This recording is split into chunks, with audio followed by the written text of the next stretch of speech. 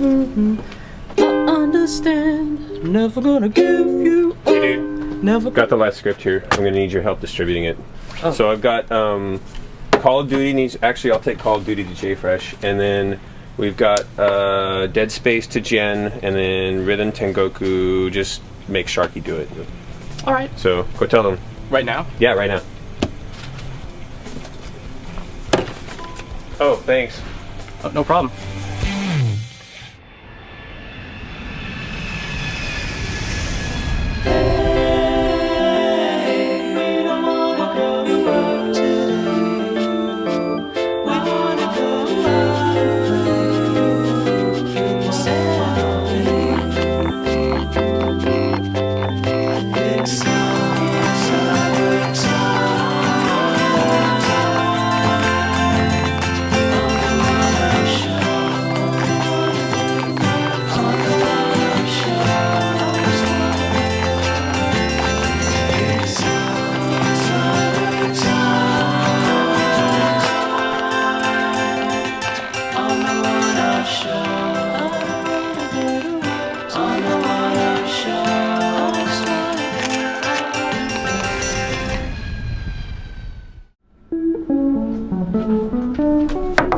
Jen. Hey, Nelson. Hey, this week's script for the one-up show's done, and you got Dead Space.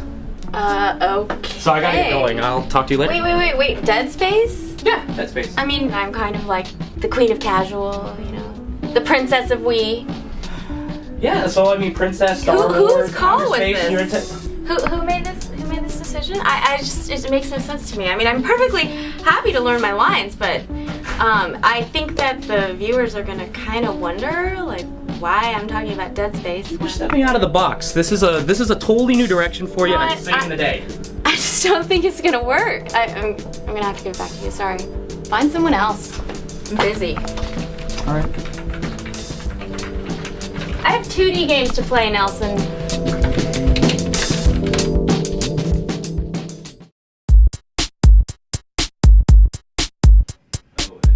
Man, look over here. Look over here, you son of a bitch. Hey, why are you looking like that with your fingers up in like a cult-like position? I'm in full Dead Space getup. It looks exactly like the game. It's pretty accurate. Yeah. Yeah. Is it easy to see? Very. Okay.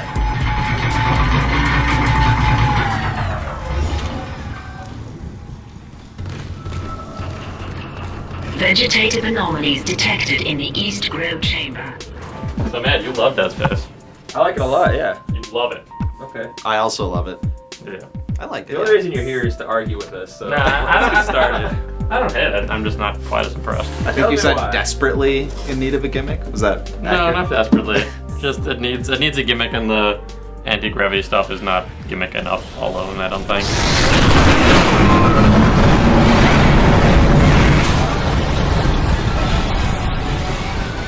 You don't think it's enough of a gimmick or whatever you keep saying, but what did you think about actually playing it? Like, how do you think about, or what do you think about how they handled it? I think it works well. You just basically like aim where you want to go on another surface, and it's nice having like extra dimensions to go to within the geometry of the level. But it doesn't really. You're still like running away from bad guys and shooting them. It just kind of gives you one more angle of escape.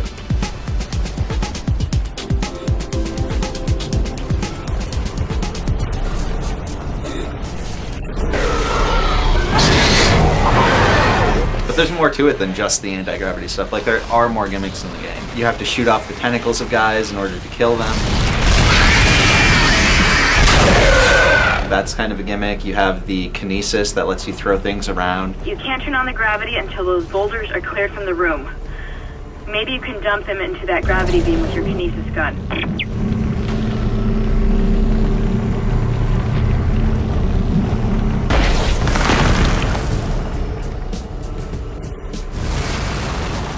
You have the These are stasis that things lets from you other stop games. enemies. All of those things are from other games. Like I've never seen anything quite like the way the stasis works, where it's not like bullet. It's not. shift. It's I not know, really I know, bullet it's- time, but just slows the enemy it's like down. it's like a very contained time stream.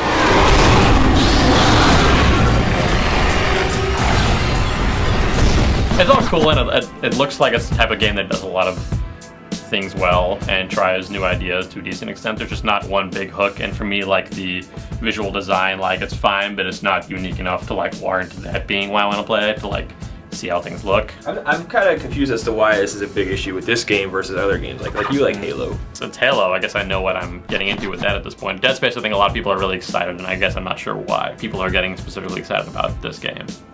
So for me, it's because it looks incredibly beautiful, and If you're into like big space stations. Yes. that's right. I am. All right. I like my grays It and looks like browns. there's some variety to it beyond that too. And I mean, they said that it's like the way the ship is designed is based off of like Gothic architecture, which sounds different to me than a lot of other like sci-fi horror. Like it sounds different than like Doom 3 or something. The few areas I saw looked different enough. Like there's enough variety in them that I'm hopeful that the rest of the game is going to be that way. There were some cool parts, like when you walk into that room and there's the big like Event Horizon style like meteor with things spinning around it, and then once you get onto that, you see the giant moon in the background. Like it looks nice, but it's just like it wasn't that distinct for me. Entering vacuum.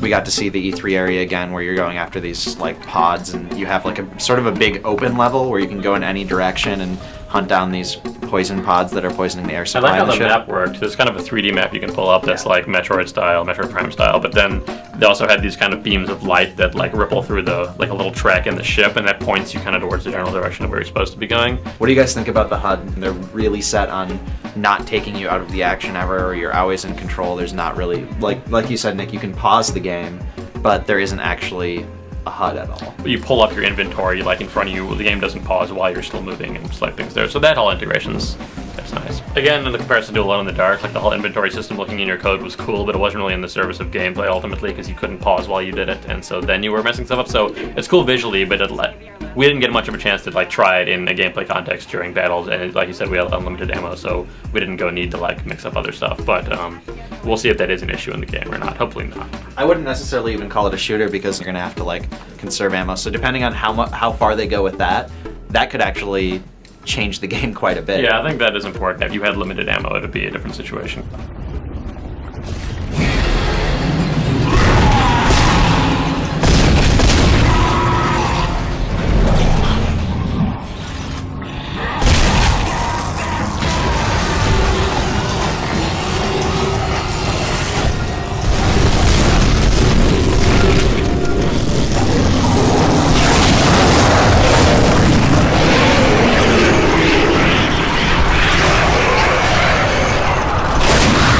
Just the level of gore in it, though, I think horror fans are really going to appreciate because it is like very gory. One of the bloodiest games I think I've seen this generation, with the deaths at least that we saw. There were a lot of them, a lot of variety, and they always looked gruesome. The enemies are also like very.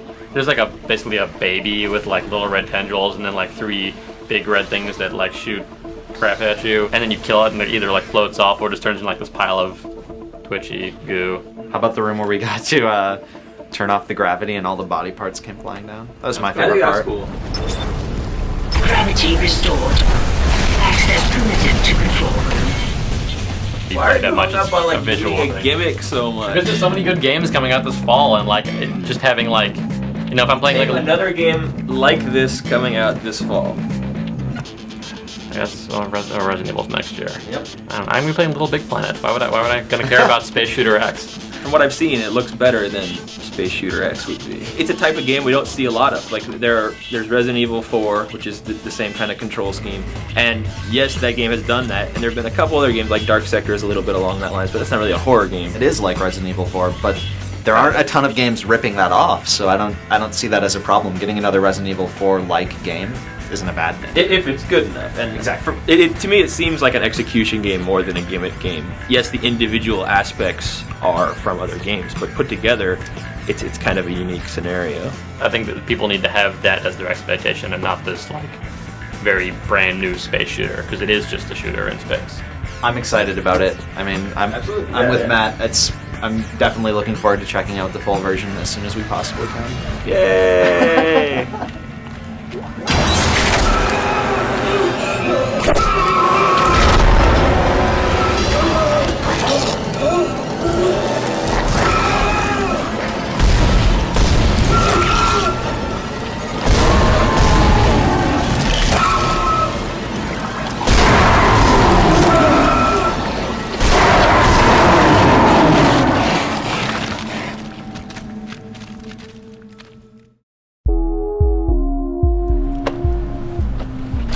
Hey Sharky.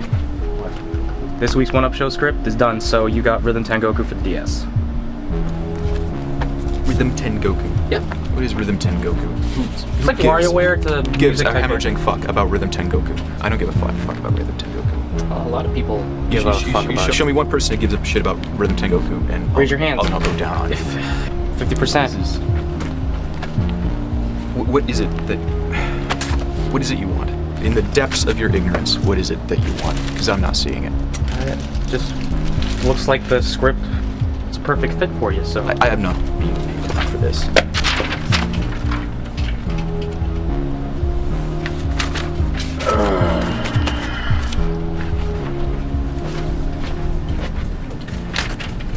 Got the final notes on the Call of Duty script. Oh, excellent. Yeah, Awesome. check it out. Sure. Other way. Oh, there we go. Okay. I'm not trying to be like critical or anything, but like, aren't there a lot of like, ums, and bucks in this? Well, yeah, I mean like a lot. Well, yeah, dude, I want it to sound natural and shit, you know. Okay. Really? Yeah, really. There's a lot of them in here. Well, dude, look, Skip already has his version of the script. He's cool with it, so just read that and go with it, all right? All right. Hey, you're the boss, man. Okay. Fucking right, I'm the boss. Okay. I don't know why I write this shit.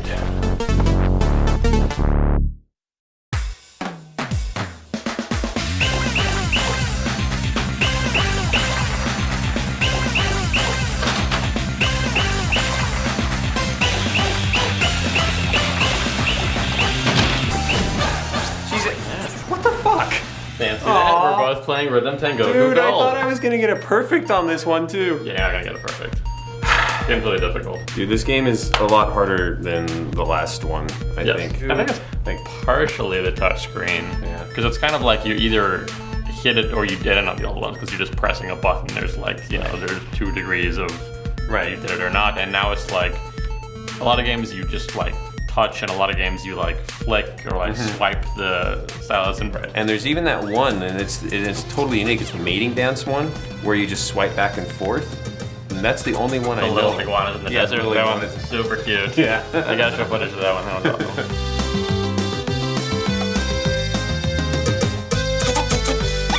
So yeah, I got stuck more, and which made it kind of more frustrating because it's such a simple game that it's like, what's there has to be like fun and accessible and not get hung up on it for too long.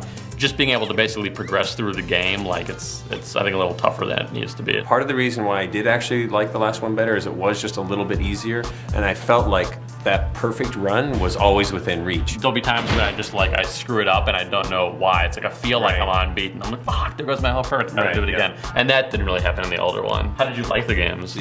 I thought they were great as far as variety goes, but I felt like another thing that added on to the difficulty is that none of them felt, well, some of them didn't feel as punctuated as the last version. Like, I always felt in the last version that things were on beat or on rhythm and that they were timed really, really well. Right. And in this one, things seem a little bit more mushy, like, and you know, I'm not a musical person at all, so it's not like I can keep track But of, you said you this like is not- perfected the previous game. I basically, did, right? I did, and that's because it was perfectible to somebody who isn't musically inclined. Like, there was one on here that I was just like, it's the one where the guys like dance back and forth. So you're changing to the off beat, like back and forth, and I cannot fucking wrap my head around that at all. So I had to have Nelson actually play that one for me because he's an actual drummer and he understands music.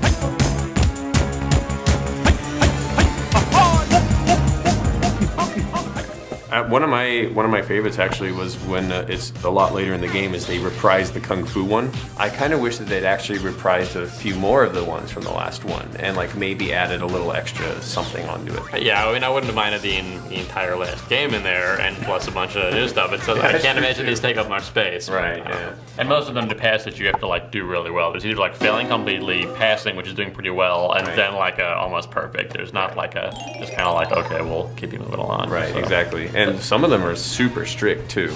It seems like some of them that they, I don't know, maybe they thought that this particular one was really easy, so we're only going to let you miss one, and if you miss more than that, then fuck it, you don't get it. Right. I felt like this one, like after the first like tier and a half, it gets better a little later in the game, but it does start to repeat itself for me quite a bit, and I thought more than the last one. Like there's several games in the original that I still totally remember, and now it's like outside of the like that little cute iguana one, there's not many that I think I will remember like a month from now. I disagree with you a little bit on that. I think there are some more memorable ones in there after you've beaten the game, and it unlocks the harder difficulties. You know, you have the 6 rows of games that you can play, and which is already a greater variety than that was in the last one, because the last one started to repeat after the 3rd row, I think 3rd or 4th row. Then it was just harder versions of all those other ones. This one, the harder versions don't start until, you know, after you've completed all 6 rows of games. And those harder versions unlock, and then those harder rows will combine, you know, different ones into harder versions. So the remixes are actually a lot different. Those I think are still the most fun, actually. Considering this is on the DS, I thought they kind of missed an opportunity. Like they're basically just mimicking one button or the slash like we talked about, whereas they could have done something cool with touching different parts of the screen or even the microphone. As much as I usually hate using it, I just feel like there's other stuff you can do with the DS, whereas this is just kind of like, well, you're holding up like a book. Well, there's a little bit. Well, I think actually some of that might be because you're holding it like a book. So you know, you've got this here, and everything's happening on the left screen. The touch screen is only for putting your pen down. Nothing ever shows up there. So it's like, it made me wonder, you know, like, well, okay, it's oriented like this, but what if, you know, you had to switch it like this sometimes for mini games, and you had to use the buttons sometimes. Right. You know? It's like I don't really want more complicated mini games, but I think that would have opened it up for more variety. Yeah, for sure. There's a lot more unlockables in this one than in the last one, or at least it seems that way.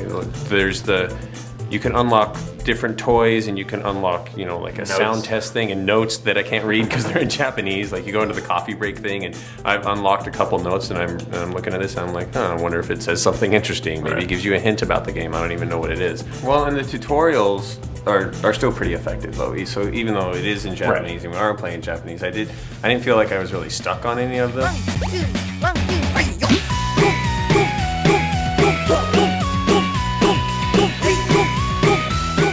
But I just don't think it's quite as strong as the last one.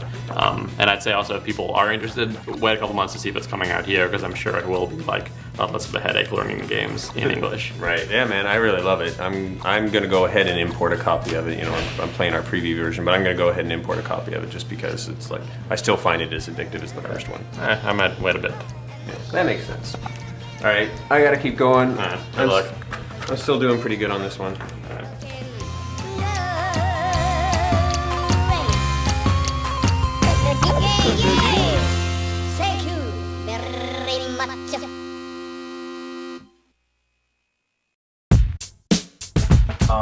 So how do you want to start it? You know what? I think we'll start with you, where you go with like how it's back to World War II. Okay. Call of Duty World at War is a game by the Treyarch, and it's about the Japanese and the Russians in the game. And yeah, I don't know if I'm feeling this script. What? You were getting to the best part.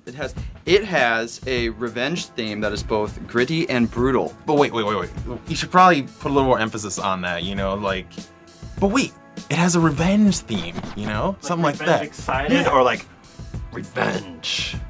You should try to do it in the voice of Kiefer Sutherland. How did you like that in the beginning? Like when you first are walking in, you guys are like landed in Peleliu Island, you're in that swamp, and he's your commander, and like he picks up the voice right away and starts talking.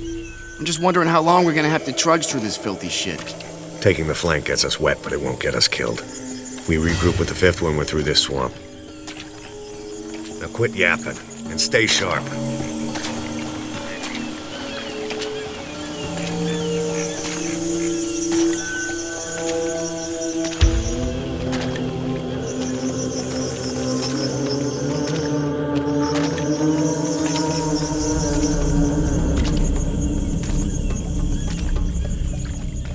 Poor bastard must have been shot down this morning.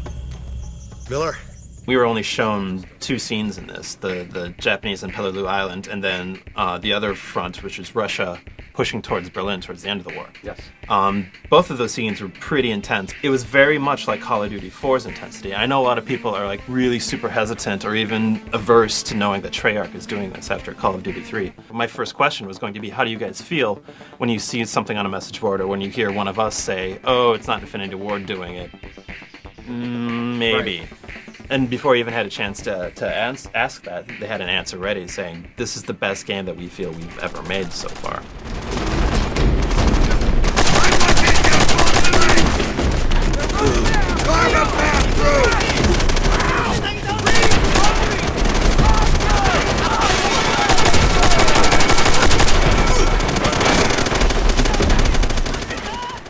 Call of Duty 3, Treyarch only had a year to develop that game, where with World at War, they've actually had 2. And on top of that, they've had the Call of Duty 4 engine to work with, which is already a fantastic template for a first-person shooter. And it shows, because when we picked it up, when we got to play it, it felt pretty much like Call of Duty 4. There were no real noticeable differences or shortcomings that I saw. Your first encounter that you have with the Japanese when you're making your way through the swamp with your squad, it's an immediately different tactic than what you're used to in Call of Duty 4. You have these Japanese kamikaze sort of bonsai raiders that are hiding and using these guerrilla tactics to essentially, when you get close to them, jump out, and instead of all of them shooting at you, you actually have 2 or 3 guys that are just running at anybody with their bayonets out, basically just hoping to kill a couple of you guys before you take them out. And then having the flamethrower as the new weapon is your way to deal with that. I was worried because I heard beforehand that the flamethrower didn't really affect the environment all that much. Yes. But we saw that it hit the trees, it hit the grass, and then we used it to storm the bunkers and clear out the bunkers.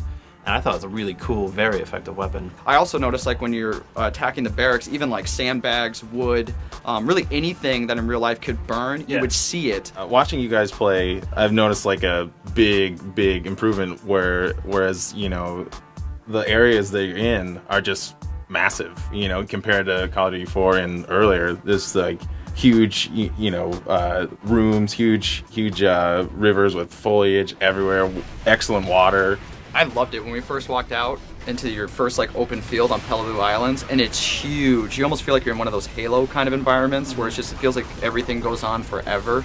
And you never really saw that in Call of Duty 4. When you jump down in the ledge on this huge field, you realize you're fighting like half a dozen tanks, and you've got almost 20 squad members, it feels like, with you, a couple tanks helping you out, and just and just this huge environment that you can run all around in with trenches and rocket launchers hidden. Yeah, it was a massive tank battle, and that was one of the other things I was really concerned about coming in to see this game, was that could they keep up the quality of the set pieces and the intensity that was in 4 and the Infinity Ward ones. And based on just on the 2-on-2 scenes that we saw, the tank battle in Peleliu and then the street battle in Berlin, beautiful. They got it, I think, Yeah. just based on this. The pacing, I felt, was really, really good. When we first started in Berlin and you're fighting through like these apartment buildings or whatever buildings that they are, it's all very, very close quarters combat. You get our first look at that double-barreled shotgun, which was a really, really fun gun to use. It's very claustrophobic, very tight, very dark, and then you kind of come out onto this street where this battle is already happening in this alleyway, and there's a storm going on. And the music is just so incredibly intense. And it's not like the typical like World War II Call of Duty orchestral or sweeping. It's like rock. Industrial rock, and you're like, what the hell is going on? It's almost a bit too intense, like they're trying a bit too hard. But I'd rather have them err on that side than underwhelm with that. One of the things that we saw too, that we actually played, was the co-op that's in single player, which I think is probably the best new addition that we're seeing to this game so far. Agreed. Not only does it have, is it 4-player? 4-player. Single player co-op, which I think is great.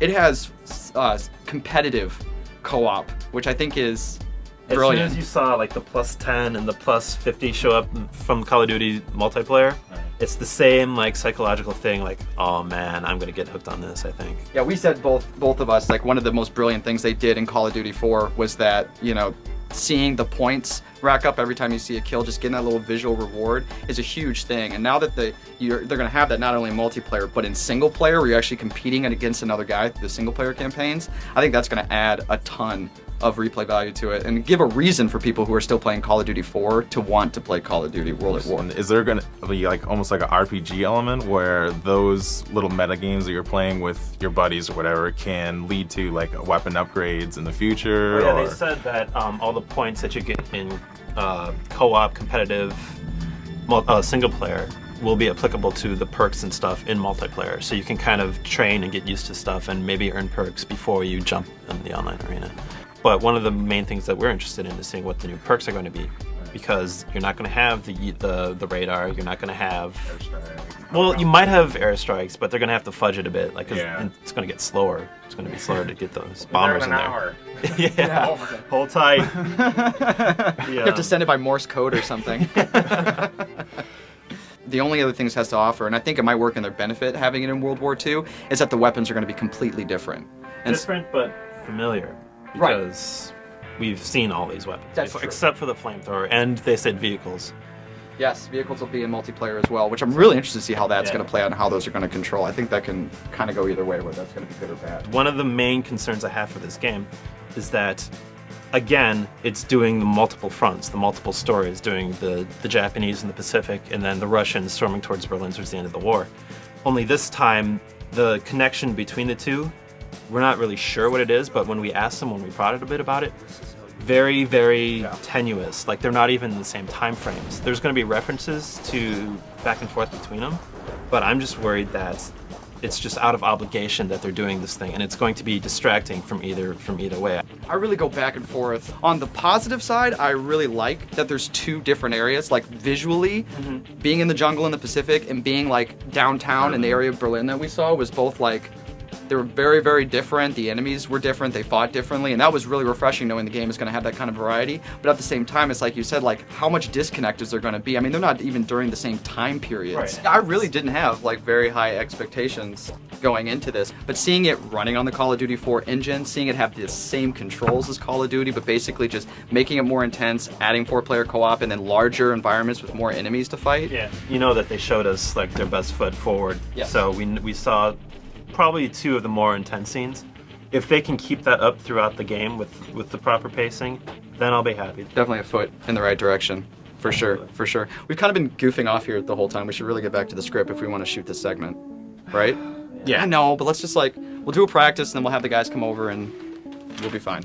All right. Take it with flamethrowers. Yeah, flamethrower. Okay, we're ready. One more? Is that good? Is that like That the... all right, let's just roll. All right, let's just see what happens. Okay. The flamethrower looks awesome. I agree. The trees and the grass and the fire and the guys in the bunkers are on fire. I blew up a truck. I also blew up a truck. You did. It says it right there in the thing. He's that got we're the sniper supposed in the to. tree line. It's ridiculous. Do I have the latest version? You both have the version. You can't. It should say, be good. You know. One more time. One more Fine. skip. I swear to God. Okay, you ready? Yeah. I blew up a truck. The truck was blown up. Oh my God! Are you kidding me? You're unbelievable. I try to work. I've been here all day working hard. You know what? Fuck it. We're doing it live. I'm done. Both of you. We're doing it live. Fuck it. This thing sucks. I can't work like this.